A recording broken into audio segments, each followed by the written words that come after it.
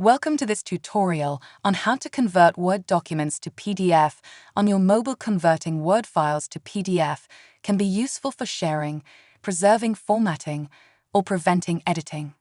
In this video, we'll show you some easy steps to achieve this.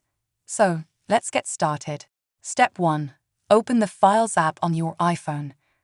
Step 2. Navigate to the folder where your Word document is located. Step 3. Tap Word document. Step 4. Select Share from the menu options. Step 5.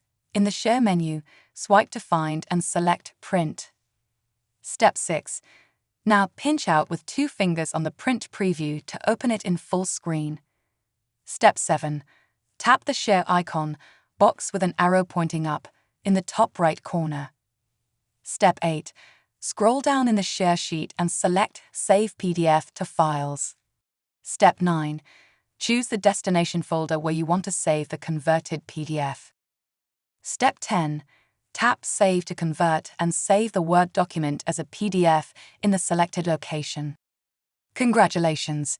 You now know how to convert Word documents to PDF on your mobile by using simple steps.